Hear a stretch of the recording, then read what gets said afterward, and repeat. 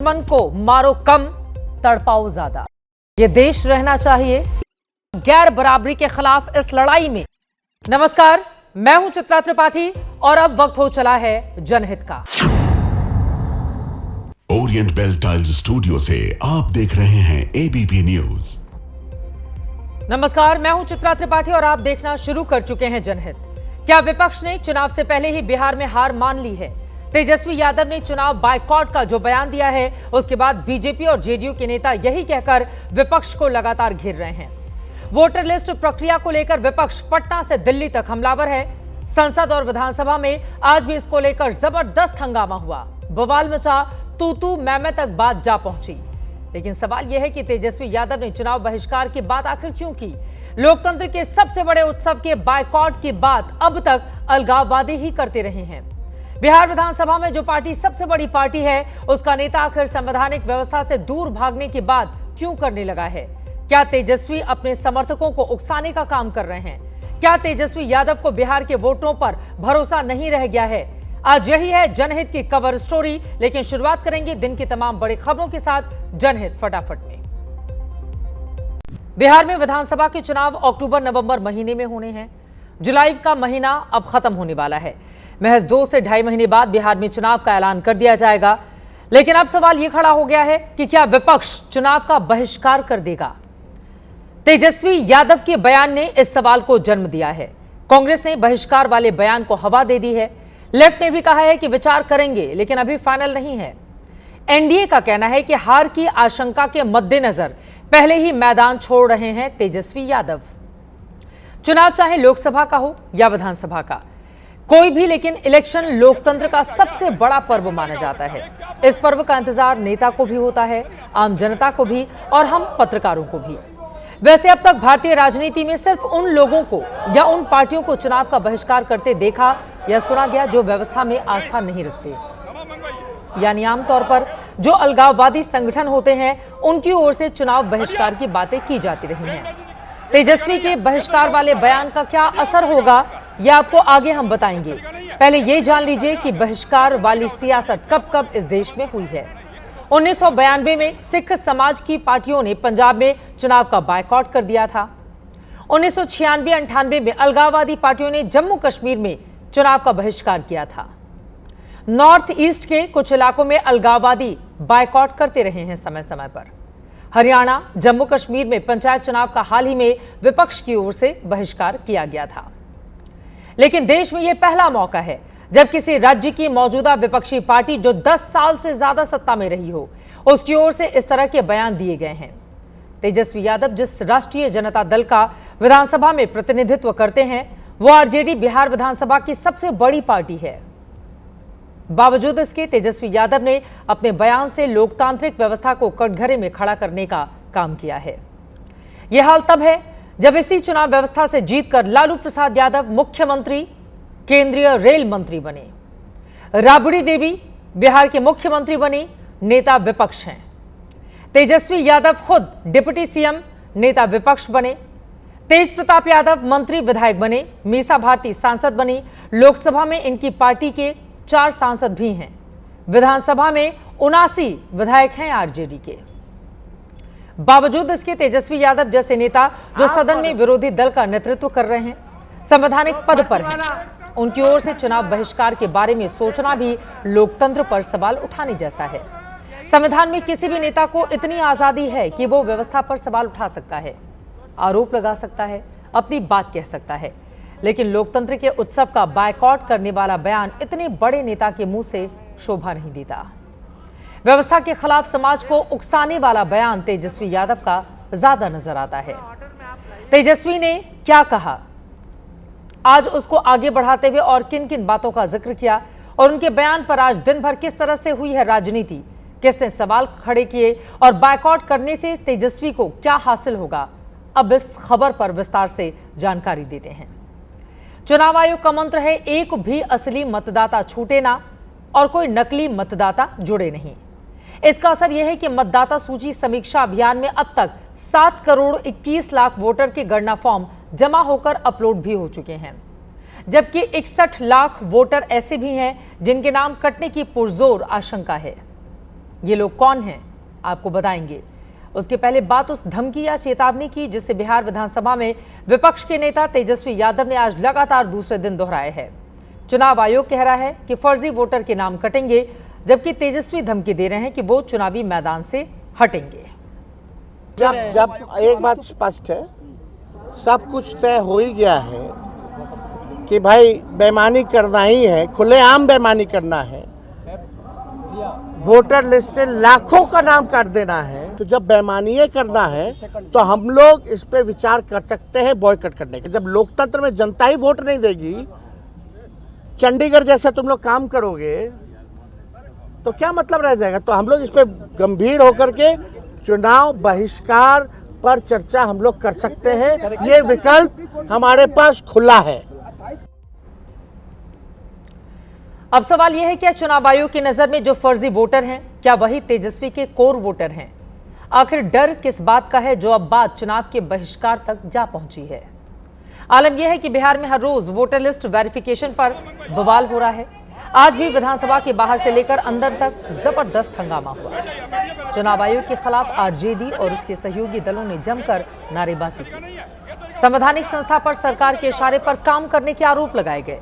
सदन के अंदर तेजस्वी ने एसआईआर में फर्जीवाड़े और इसकी रिपोर्ट करने वाले पत्रकारों को सताने का इल्जाम लगाया। तो जवाब में सत्ता पक्ष ने भी मर्यादा ताक पर रख दी। आज बिहार विधानसभा के अंदर क्या हुआ, आप पहले उसे देखिए, फिर बिहार में चुनाव के बहिष्कार की सियासत का आईना दिखाएंगे। आप कौन होते तय करने वाले? आप कौन होते तय करने वाले? जो फर्जीवाड़ा देखिए पत्रकार, जिसका बाप जो है अपराधी हो बिहार का, वो क्या बोलेगा? बाप के बिहार का लुटेरा हो, लुटेरा। शांति बना रखिए, बैठिए। अरे इनकी मदद में आप क्यों आ रही? सक्षम है, बैठिए।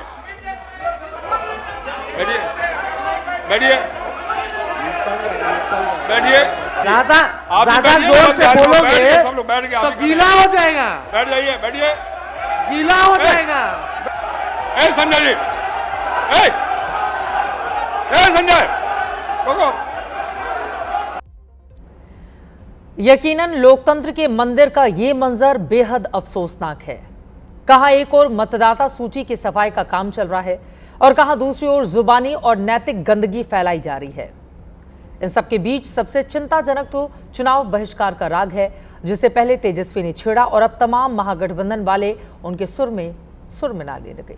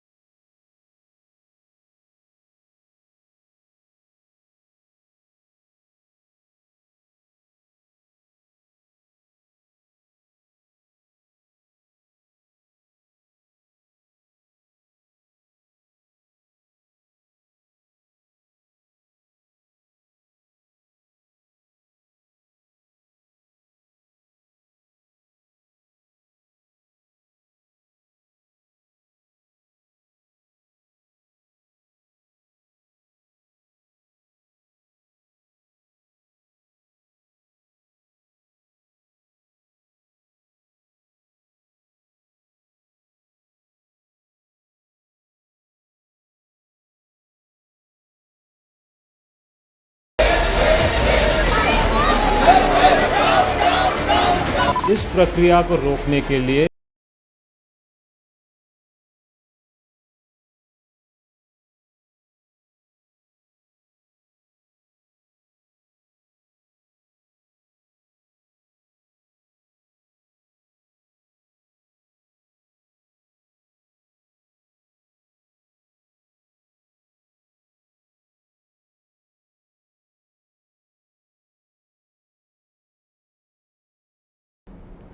अब सवाल यह है कि विपक्ष के नेता चुनाव आयोग को डरा रहे हैं या फिर मतदाता सूची की साफ सफाई से डर रहे हैं। इसे लेकर सत्ताधारी गठबंधन के नेता क्या बोल रहे हैं, अब उनकी बातें भी सुनिए।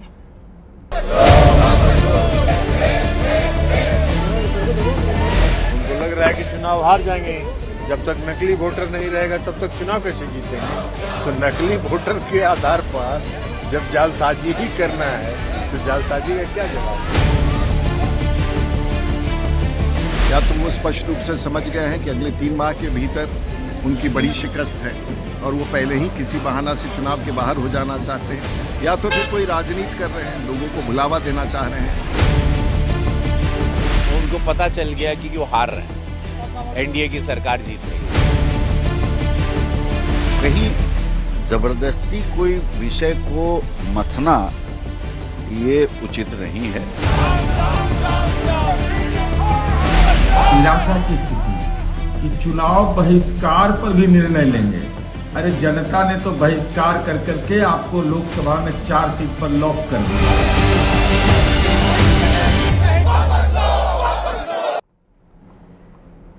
इसमें कोई दो राय नहीं है कि चुनाव आयोग की प्रक्रिया पर सवाल उठाना गलत नहीं है। गलत है तो चुनाव के बहिष्कार की बात करना, वो भी उन नेताओं की ओर से जो प्रदेश की विधानसभा और देश की लोकसभा में विपक्ष के नेता हैं।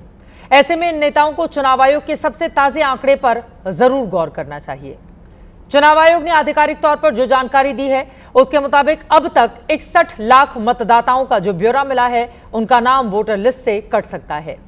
इनमें 21,60,000 मृत मतदाता हैं, यानी कि जिंदा ही नहीं हैं। 31.5 लाख ऐसे मतदाता हैं जो बिहार में स्थायी तौर पर ट्रांसफर हो चुके हैं, यानी कि बिहार में वो नहीं रहते। 7 लाख ऐसे मतदाताओं के नाम है जिनके वोट 2-2 जगहों पर बने हुए हैं, यानी कि एक बिहार में कहीं और एक दूसरे हिस्से में कहीं। जबकि 1 लाख मतदाताओं का किसी तरह से पता नहीं चल पाया है, यानी कि ये बोगस वोटर हैं जिनको लेकर जानकारी सामने आ रही है। इस तरह से अब तक 99% मतदाताओं की जानकारी चुनाव आयोग तक पहुंच चुकी है। अगर मान लिया जाए कि 61 लाख मतदाताओं के नाम वोटर लिस्ट से काटे जाते हैं तो औसतन हर विधानसभा में 25,000 से ज्यादा वोट कम हो जाएंगे। और चुनावी तौर पर देखें तो ये संख्या बहुत बड़ी संख्या हो सकती है, क्योंकि 2020 में 40 विधानसभा सीटों पर जीत हार का अंतर 3500 से भी कम का था। इस मार्जिन वाली सीटों में 24 सीट एनडीए और 16 सीट महागठबंधन ने जीती थी। ऐसे में 61 लाख की संख्या जीत हार के गणित के हिसाब से कम नहीं होती। पिछले विधानसभा में ही कम मार्जिन वाली इन 40 सीटों पर अगर जीत हार का गणित उल्टा हो जाता तो एनडीए की जगह महागठबंधन की सरकार बन जाती। 2020 के चुनाव में एनडीए को 125 और महागठबंधन को 110 सीटें मिली थीं। अन्य के खाते में 8 सीट गई थी। तब दोनों के गठबंधन को 37.3% वोट मिले थे। भारी विरोध के बीच अब वोटर लिस्ट गणना का काम कल खत्म होने वाला है। 1 अगस्त को पता चलेगा कि कितने लोगों के नाम कट रहे हैं, कितनों को दोबारा मौका मिलता है। बिहार के 8 करोड़ मतदाताओं में से अब तक करीब 7.25 करोड़ के नाम मतदाता सूची में पुख्ता किए जा चुके हैं। खतरा सिर्फ उन 61 लाख लोगों पर है जो या तो अब इस दुनिया में नहीं है, या फिर वो बिहार से स्थायी रूप से पलायन कर चुके हैं, देश के दूसरे हिस्से में जा चुके हैं, या फिर जिनके नाम एक से ज्यादा जगहों पर पाए गए हैं। लेकिन इन पैमानों पर वोटर लिस्ट की सफाई विपक्ष को नागवार दिखाई दे रही है। ऐसे में अब दुनिया के सबसे विशाल लोकतंत्र में चुनावी पर्व की मेजबानी करने वाली संस्था को बार बार आरोपों के कटघरे में घसीटा जा रहा है। हद तो इस बात की भी है कि भारतीय निर्वाचन आयोग की तुलना बांग्लादेशी चुनाव आयोग से की जा रही है। वोटर इलेक्टोरल रोल क्लीनिंग के नाम पर आप मैक्सिमम एक्सक्लूजन नहीं करेंगे, मिनिमम एक्सक्लूजन मैक्सिमम इंक्लूजन। यही माननीय सर्वोच्च न्यायालय ने भी दिशा निर्देश दिए दस्तावेजों के बारे में। उस पर कोई पहले एक तरह से अपमानजनक व्यवहार इलेक्शन कमीशन ने दिखाया। उस संदर्भ में तेजस्वी जी ने कहा, और उनका आशय ये था, हमारे पड़ोस के देश में इलेक्शन कमीशन की क्या हालत हो गई बांग्लादेश में, वो हम सब जानते हैं। हमारे इलेक्शन कमीशन का मॉडल सुकुमार सेन और पहला चुनाव आयोग होना चाहिए। अगर उनका रोल मॉडल बांग्लादेश का चुनाव आयोग है तो ये हमारे लोकतंत्र के लिए बहुत ही दुख और पीड़ादायक क्षण है। जितने से बीजेपी की जीत सुनिश्चित कराने की कोशिश करेंगे, मोदी जी और अमित शाह की प्रसन्नता के लिए वो कुछ भी कर सकते हैं। आरजेडी के राज्यसभा सांसद मनोज झा को आपने सुन लिया। वो अराजकता के पर्याय बांग्लादेश और लोकतांत्रिक भारत को एक तराजू पर तौलने का काम कर रहे हैं। क्या वाकई हमारे इलेक्शन कमीशन और बांग्लादेशी चुनाव आयोग में कोई फर्क नहीं है? इसे समझने के लिए आपको मैं पड़ोसी मुल्क के कुछ चुनावी किस्से दिखा देती हूं। बांग्लादेश में शेख हसीना सरकार के तख्तापलट के बाद मुल्क की कमान अंतरिम सरकार के पास है, जिसके मुखिया कहने भर के लिए मोहम्मद यूनुस हैं, जबकि सच यह है कि असली हुकूमत पर्दे के पीछे से कट्टरपंथी ताकतें चला रही हैं, जिनमें सबसे बड़ा नाम जमात इस्लामी का है। जमात इस्लामी के आतंकी इतिहास की वजह से शेख हसीना की आवामी लीग सरकार में प्रतिबंध लगाया गया था, उसके चुनाव लड़ने पर पाबंदी थी। लेकिन 2024 में शेख हसीना के देश छोड़ने के बाद जमात से पाबंदी हट चुकी है और आवामी लीग पर प्रतिबंध लग चुका है। इससे पहले 2024 में ही संसदीय चुनाव हुए थे, जिसका मुख्य विपक्षी दल बीएनपी ने बायकॉट किया। ऐसे में आवामी लीग ने एक तरफा जीत दर्ज कर ली थी। 2014 के चुनाव में भी बीएनपी ने संसदीय चुनाव का बहिष्कार कर दिया था। हकीकत यह है कि पाकिस्तान से बांग्लादेश की आजादी के बाद अब तक 12 चुनाव में से सिर्फ 4 को ही स्वतंत्र और निष्पक्ष माना गया है। अब आप खुद सोचिए, खुद निर्णय लीजिए, भारत में ऐसा कब हुआ जब किसी विपक्षी दल ने खुद ही चुनाव का बहिष्कार किया, या फिर सत्ताधारी गठबंधन या चुनाव आयोग ने किसी पार्टी को चुनाव से दूर रखा हो। ऐसा तो आपातकाल के बाद हुए चुनाव में भी नहीं हुआ था। फिर मनोज झा जैसे पढ़े लिखे नेता की जुबान से भारत और बांग्लादेश के चुनाव आयोग की तुलना समझ से परे है। जहां भारत की चुनाव प्रक्रिया से बांग्लादेशी घुसपैठियों को बाहर करने पर सर्वसम्मति होनी चाहिए, वहां मौजूदा वक्त में पाकिस्तान से भी बदतर लोकतांत्रिक बांग्लादेश और भारत को एक चश्मे से देखने का काम किया जा रहा है। जब बात चुनाव के बहिष्कार तक आ गई है, तो क्या आरजेडी या फिर उसके सहयोगी दलों के बायकॉट का बिहार के चुनाव पर कोई असर होगा? इस पर चुनाव आयोग के पूर्व ज्वाइंट डायरेक्टर मोहम्मद आमीन की बातों पर गौर करना चाहिए। इलेक्शन जब होता है तो संवैधानिक संस्था है, संवैधानिक बाउंडेशन है, मतलब बाध्यता है संविधान के अंतर्गत कि हमें इलेक्शन कराना ही कराना है। तो जब इलेक्शन होगा उस वक्त सारे स्टेक होल्डर को ये का एक्सपेक्ट किया जाता है कि ये लोग उसमें अपना भाग लेंगे। अगर ये लोग भाग नहीं लेते हैं तो उससे इलेक्शन कमीशन को कोई फर्क नहीं पड़ने वाला है। ये साफ है, किसी पार्टी के बहिष्कार से चुनाव रुकता नहीं। ऐसे में राहुल और तेजस्वी जैसे विपक्ष के बड़े चेहरों को लोकतंत्र में लोगों की आस्था बढ़ाने पर जोर देना चाहिए, ना कि बायकॉट जैसी बात करनी चाहिए। खबरों में आगे बढ़ेंगे और अब बात कर लेते हैं वोट परिक्रमा की। भारत एक चुनाव प्रेमी देश है। यहां साल भर कहीं ना कहीं चुनाव होते ही रहते हैं, इसीलिए वोटरों की परिक्रमा भी साल भर तक चलने वाली प्रक्रिया है।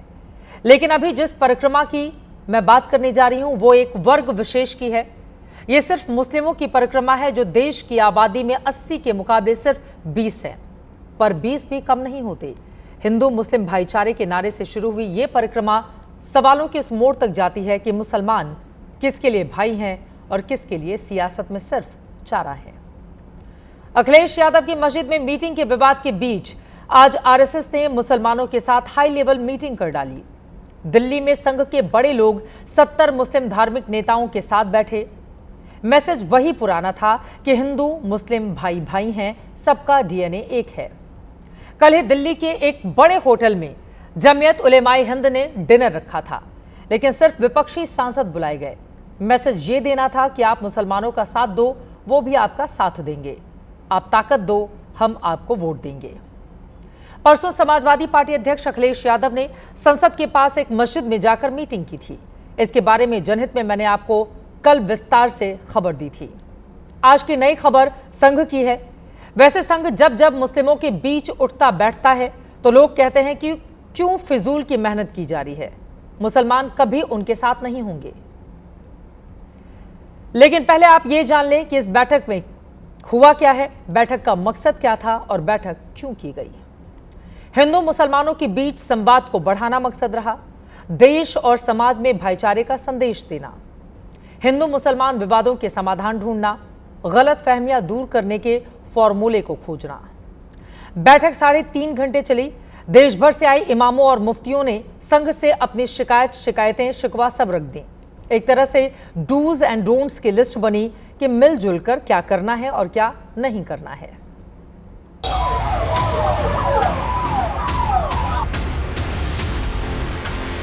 आरएसएस चीफ से बहुत खुल के और खुशगवार माहौल में बात हुई है और देश की जो मौजूदा सूरत हाल है उस पर बात हुई है। ऊपर वाले को मंजूर था तो आज 100 साल के बाद ये मीटिंग हुई और इस तरह से मीटिंग हुई और ये भी तय हो गया कि ये मीटिंग आगे होती रहेंगी। संवाद वो प्रक्रिया है जो हर समस्या का हल है। संवाद होते रहना चाहिए। संवाद से गलत फहमियाँ दूर होती हैं। मिलेंगे फिर साथ बैठेंगे। एक मीटिंग से या एक बैठक से कुछ नहीं होता। सिलसिला चलेगा, धीरे धीरे चलेगा, प्यार बढ़ेगा, आपस की गलत फहमियाँ दूर होगी, देश बढ़ेगा। लेकिन बड़ा सवाल है कि देश में हिंदू और मुसलमानों के बीच क्या करें और क्या ना करें कि इस लिस्ट को फॉलो कराएगा कौन, और जो कोई इसे फॉलो ना करे तो उसे रोकेगा कौन और कैसे रोकेगा। क्योंकि पूरे देश ने देखा है कि अयोध्या में राम मंदिर का विवाद कितने वर्षों तक खिंचा है। सुलह समझौते की सारी कोशिशें लगातार फेल रहीं और आखिर में अदालत से ही मामला सुलझा। और अभी आगे तो काशी और मथुरा विवाद, वक्फ संपत्तियों का विवाद, समान नागरिक संहिता विवाद, CAA और NRC विवाद, जनसंख्या नियंत्रण का पूरा विवाद जैसे ढेरों मसले पेंडिंग हैं। देश में 12 महीने चलने वाले हिंदू मुस्लिम तनावों जैसे कभी मॉब लिंचिंग, कभी कांवड़ यात्रा, कभी यात्राओं पर पथराव, लाउड स्पीकर पर अजान, सड़क पर नमाज, मदरसा, लव जिहाद और इनके अलावा शमशान और कब्रिस्तान की जमीनी झगड़े तो अभी गिने भी नहीं गए। अखिलेश यादव ने मस्जिद में मीटिंग की तो बीजेपी ने उन्हें नमाजवादी कह दिया। इसीलिए आज जब संघ ने मुफ्तियों इमामों के साथ बैठक की तो विपक्ष ने बीजेपी को भी घेरा। कहा मुसलमान इतने नासमझ नहीं हैं कि संघ के पुचकारने से बीजेपी से दिल जोड़ लेंगे।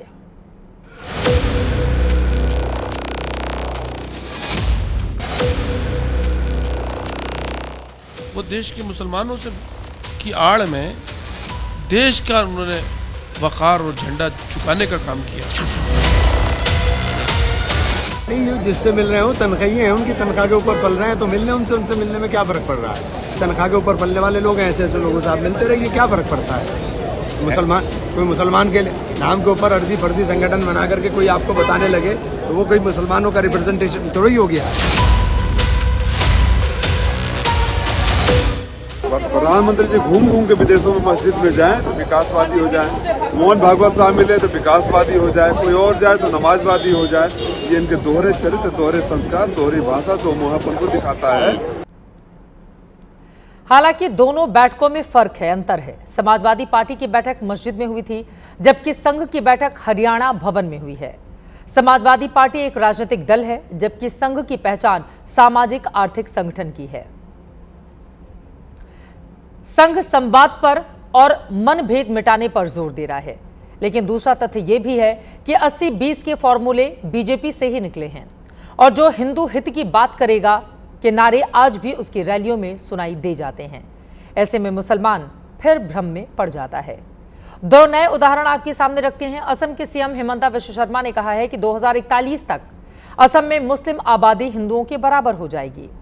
सवाल उठ रहा है, क्या ये आंकड़े गिनाना एंटी मुस्लिम एजेंडे को आगे बढ़ाना नहीं है?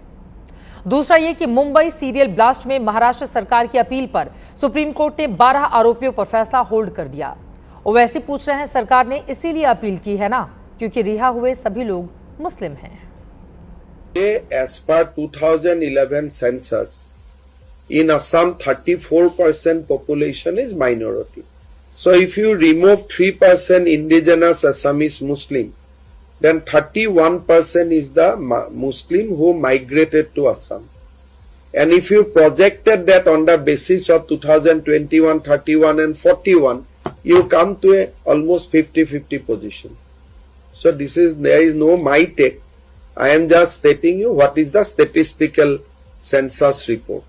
आप ये अपील क्यों डाल रहे भाई, जब वो लोग लीगली इनोसेंट नहीं है बल्कि कंप्लीटली इनोसेंट हैं, राइट?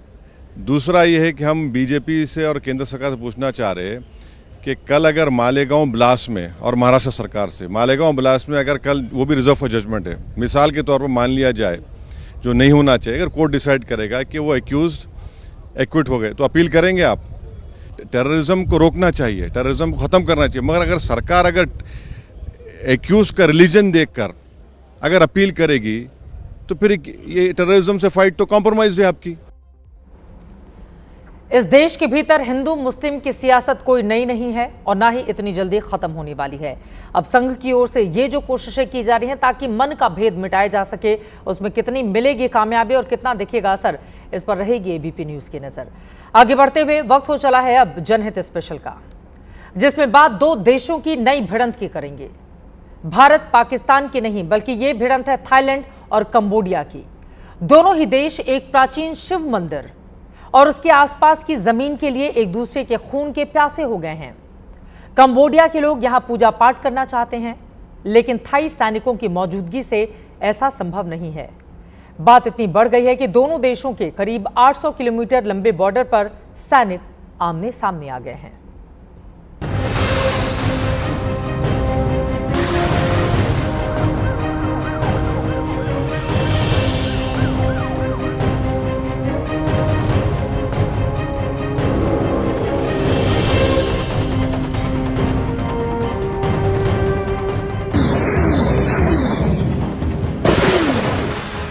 उगलती मिसाइलें,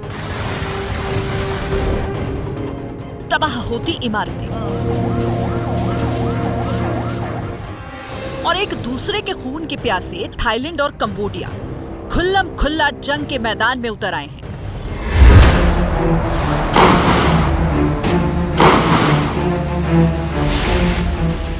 भारत के पड़ोस में नई जंग छिड़ी हुई है, वो भी शिव मंदिर और इसके आसपास की जगह को लेकर। थाईलैंड ने F-16 विमान से कंबोडिया पर अटैक कर दिया है, तो जवाब में कंबोडिया भी अपनी पूरी ताकत से थाईलैंड पर टूट पड़ा है। बढ़ते विवाद के बीच दोनों देशों ने अपने अपने राजदूत वापस बुला लिए हैं। इस बीच कंबोडिया ने संयुक्त राष्ट्र सुरक्षा परिषद से थाईलैंड के हमले थामने की गुहार लगाई है। कंबोडिया का आरोप है कि थाईलैंड उन पर बड़े हथियारों से हमला बोल रहा है।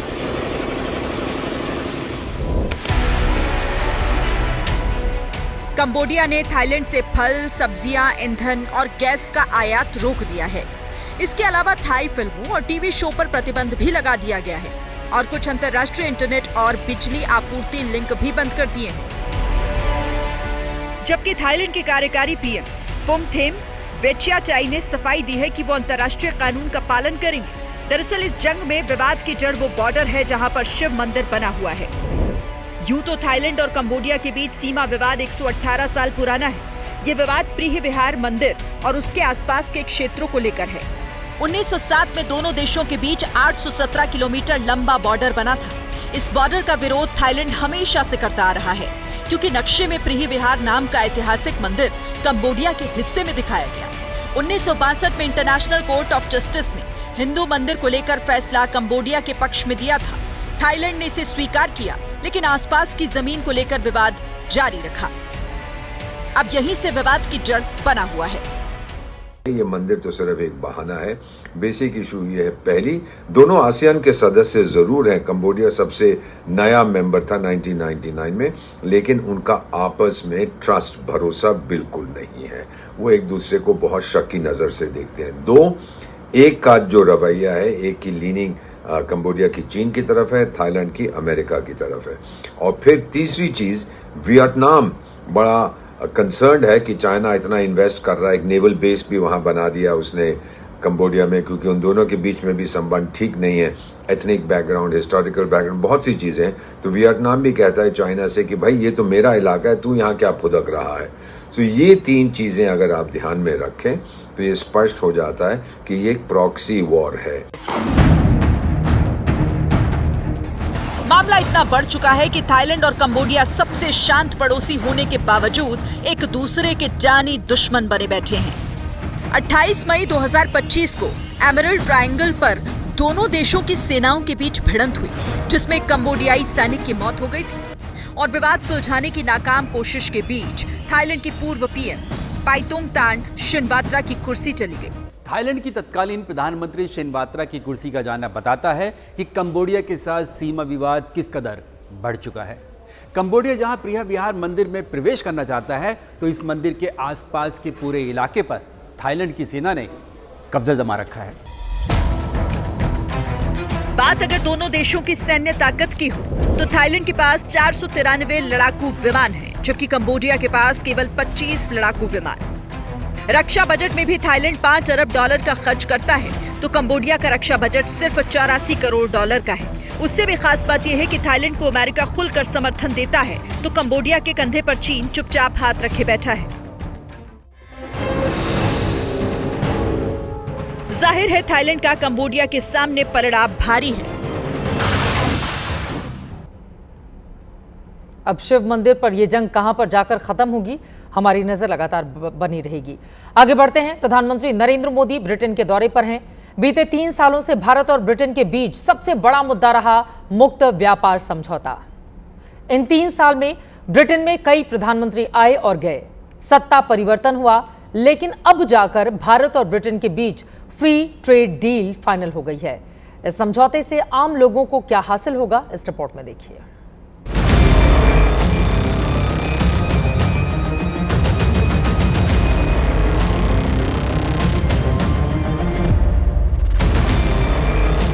करीब 3 साल के भगीरथ प्रयास को आज मुकाम मिला है। ब्रिटेन के दौरे पर गए प्रधानमंत्री मोदी और ब्रिटेन के प्रधानमंत्री कीर स्टारमर की मौजूदगी में ऐतिहासिक डील सील हो गई है। वाणिज्य उद्योग मंत्री पीयूष गोयल और उनके ब्रिटिश समकक्ष ने जैसे ही फाइल पर दस्तखत किए, भारत और ब्रिटेन के बीच फ्री ट्रेड एग्रीमेंट यानी मुक्त व्यापार समझौता हो गया।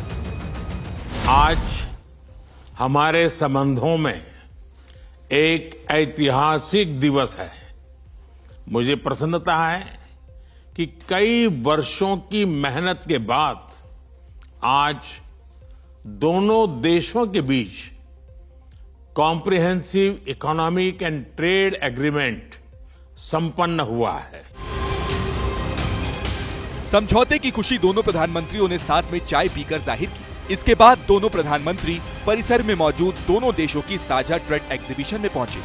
पीएम मोदी ने ब्रिटिश पीएम को भारतीय उत्पादों के बारे में बताया, तो पीएम कीर स्टारमर भी प्रधानमंत्री को ब्रिटिश प्रोडक्ट दिखा रहे थे। वैसे दोनों देशों की इस ऐतिहासिक डील को फाइनल करने के लिए भी ऐतिहासिक जगह चेकर्स स्टेट को चुना गया, जहां पीएम मोदी की मेजबानी करने खुद पीएम कीर स्टारमर गेट पर आए। गर्मजोशी से दोनों नेताओं ने हाथ मिलाया। इसके बाद कूटनीति की कई बाजियों का गवाह रहे चेकर्स स्टेट के इतिहास में नया अध्याय जुड़ गया। इस डील को आसान भाषा में समझें तो 99% भारतीय उत्पाद को ब्रिटेन में टैरिफ से राहत मिलेगी। वहीं भारत भी ब्रिटेन से आने वाले करीब 90% उत्पादों पर टैरिफ कम या हटा देगा, जिसका सीधा फायदा छोटे छोटे उद्योगों और उपभोक्ताओं को होगा। यह समझौता मात्र आर्थिक साझेदारी नहीं, बल्कि साझा समृद्धि की योजना है। एक और भारतीय textile, footwear, gems and jewellery, sea food और इंजीनियरिंग गुड्स को यूके में बेहतर मार्केट एक्सेस मिलेगा। भारत के एग्रीकल्चर प्रोड्यूस और प्रोसेस्ड फूड इंडस्ट्री के लिए यूके की मार्केट में नए अवसर बनेंगे। भारत के युवाओं, किसानों, मछुआरों और एमएसएमई सेक्टर के लिए यह समझौता विशेष रूप से लाभकारी सिद्ध होगा।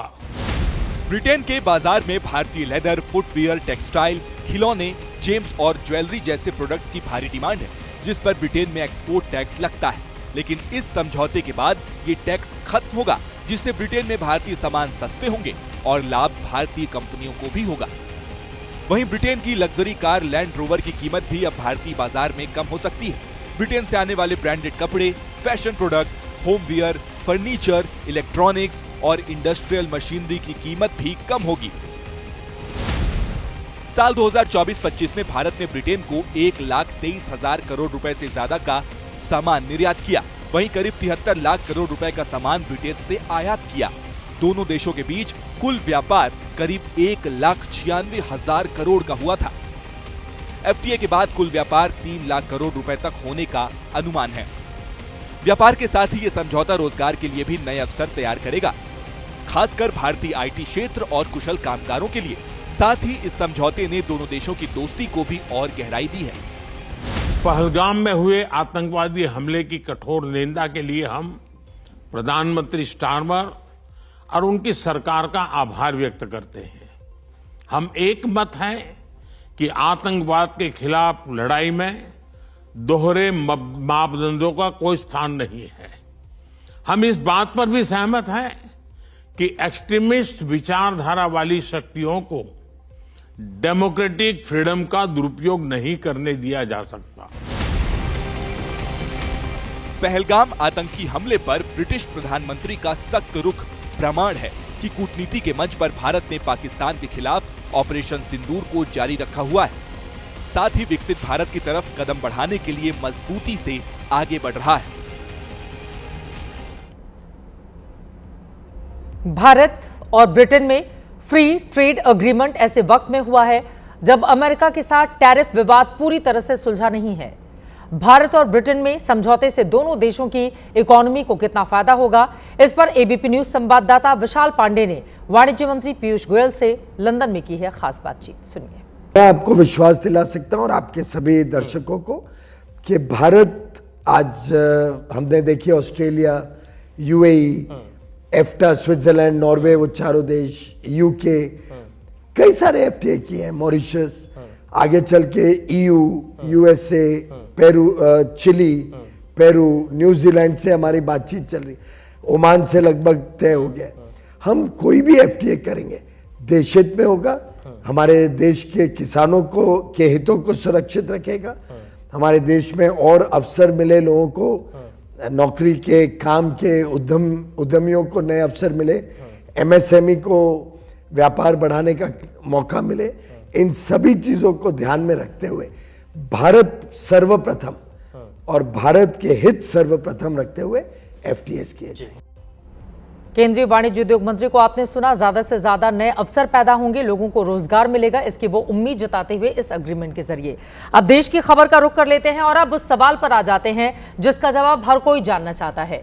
देश का नया उपराष्ट्रपति कौन बनेगा, ये बड़ा सवाल है।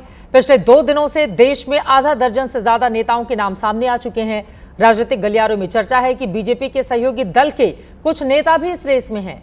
नीतीश कुमार से लेकर हरिवंश और रामनाथ ठाकुर का नाम बताया जा रहा है। कल रामनाथ ठाकुर से जेपी नड्डा की मुलाकात हुई तो अटकलें और तेज हो गईं। लेकिन अब इस पर बीजेपी के सूत्रों ने एबीपी न्यूज को दी है बहुत बड़ी जानकारी। एबीपी न्यूज को सूत्रों ने जो बताया है उसके मुताबिक बीजेपी इस बार अपने ही किसी नेता को उपराष्ट्रपति बनाएगी। इसका मतलब यह हुआ कि इस पैमाने पर सहयोगी दलों के नेताओं का पत्ता कट गया है। हमें जो जानकारी मिली है उसके मुताबिक प्रधानमंत्री नरेंद्र मोदी के विदेश दौरे से लौटने के बाद अगले हफ्ते नामों को लेकर बाकायदा बैठक होगी जिसमें फाइनल फैसला ले लिया जाएगा। मीडिया रिपोर्ट्स में बीजेपी के जो 3 नाम तेजी से रेस में शामिल हुए हैं उन नामों में कर्नाटका के राज्यपाल थावरचंद गहलोत और सिक्किम के राज्यपाल ओम माथुर के अलावा हरियाणा के पूर्व राज्यपाल बंडारू दत्तात्रेय का नाम शामिल है। तीनों बीजेपी के पुराने नेता रहे हैं। सत्ता संगठन चलाने का लंबा अनुभव इन नेताओं के पास है।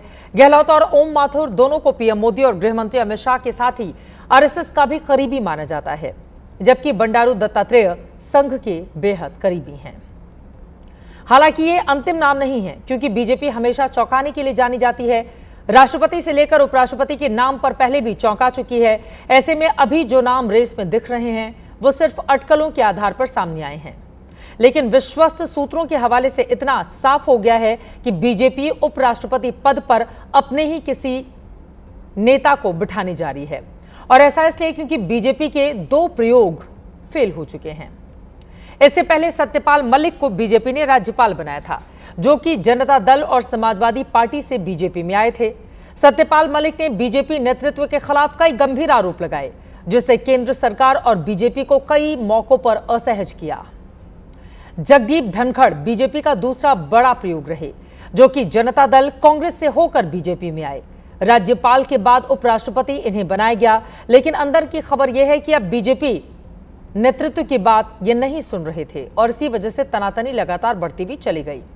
ऐसे में बीजेपी का नेतृत्व शीर्ष संवैधानिक पद पर गैर बीजेपी नेता को बिठाने का रिस्क अब नहीं लेना चाहता। एक्सपर्ट भी इस बात पर हामी भर रहे हैं। जिस तरीके से जगदीप धनखड़ जी का इस्तीफा हुआ, उसके चलते अब भारतीय जनता पार्टी से बाहर के किसी व्यक्ति को नरेंद्र मोदी जी उपराष्ट्रपति का पद देंगे, मुझे नहीं लगता। क्योंकि जगदीप धनखड़ जी को भी इसी सोच के साथ लाया गया था उपराष्ट्रपति पद के लिए। और हम सबको याद है कि जब जगदीप धनखड़ जी उपराष्ट्रपति बने थे और राज्यसभा में प्रधानमंत्री जी की तरफ से जिस तरीके से उनकी प्रशंसा की गई थी, हाल में उनका इस्तीफा ये जता रहा है कि भाजपा अब गैर भाजपा व्यक्ति को उपराष्ट्रपति के पद पर बिठाने का जोखिम नहीं उठाएगी। और जो भी उपराष्ट्रपति बनेगा वो भारतीय जनता पार्टी के कैडर का बनेगा। अब सवाल यह है कि उपराष्ट्रपति का चुनाव सर्वसम्मति से होगा या फिर विपक्ष अपना भी उम्मीदवार उतारेगा। चूंकि सदन में एनडीए को बहुमत है, ऐसे में बीजेपी तो यही चाहेगी कि उसके उम्मीदवार का निर्विरोध चुनाव हो जाए। लेकिन इन दिनों जिस तरह से संसद के अंदर और बाहर विपक्ष का रुख है, उसे देखकर यह लगता है कि कांग्रेस और विपक्ष के बाकी दल सर्वसम्मति पर तैयार नहीं होंगे। विपक्ष के कई नेताओं ने आज इस पर बयान भी दिया है। हम कैसे पार्टी का नाम देंगे? हम एक साथ बैठेंगे, इंडिया ब्लॉक एक साथ बैठेंगे और उसका ऊपर एक नाम पर सहमति हो जाएगी, हमें विश्वास है। ये एक संवैधानिक पद है। यदि वो विपक्ष से विचार विमर्श करेंगे तो हम उसी समय हमारी जो राय होगी, जो हमारी विचार होगा विपक्ष का, हम वो रखेंगे। पर जहां तक पार्टी की बात है, पार्टी की पार्लियामेंट्री बोर्ड की बात है, इंडिया ब्लॉक की बात है, जब उधर से पूछा जाएगा तभी हम अपनी राय देंगे। और हम क्या करेंगे, हम इंडिया ब्लॉक की बैठक में बैठ के तय करेंगे। इस बीच तेलंगाना की सीएम रेवंत रेड्डी ने बीजेपी से बड़ी मांग कर दी है। रेड्डी ने कहा है कि इस बार उपराष्ट्रपति दक्षिण भारत से बनाना चाहिए। इसके लिए उन्होंने बंडारू दत्तात्रेय का नाम भी आगे कर दिया है। Vice president of India Telangana को देना है। मैं एनडीए सरकार से ये डिमांड कर रहा हूं, क्योंकि ओबीसी का चर्चा बहुत तेजी से चल रहा है। ओबीसीओं का केंद्र मंत्री था दत्तात्रेय, गला काट दिए। बंडी संजय जी अध्यक्ष था, उनका भी गला काट दिए। तो इसीलिए दत्तात्रेय जी को अगर वाइस प्रेसिडेंट बनाए तो थोड़ा बहुत आपका गुनाह कुछ माफ हो जाएंगे। अब सवाल यह है कि जब उपराष्ट्रपति का चुनाव होगा तो फिर उसकी प्रक्रिया क्या होगी। दर्शकों को बताते चलें कि उपराष्ट्रपति चुनाव में संसद के दोनों सदन के सदस्य वोट देते हैं। कुल वोटरों की बात करें तो 788 होते हैं। इस वक्त एनडीए के पास 426 सदस्य हैं, यानी बहुमत से ज्यादा। विपक्ष के पास 362 सदस्य हैं, यानी दोनों सदनों में एनडीए के पास पर्याप्त सदस्य संख्या है। अगले हफ्ते तक चुनाव आयोग वोटर लिस्ट बनाने का काम पूरा कर लेगा। नए उपराष्ट्रपति का कार्यकाल 5 साल का होगा, यानी अभी अगर चुनाव होता है तो जो भी उपराष्ट्रपति बनेंगे वो साल 2030 तक इस पद पर बने रहेंगे। अब प्रधानमंत्री विदेश दौरे से लौटेंगे तो नाम के सस्पेंस से पर्दा उठ जाएगा।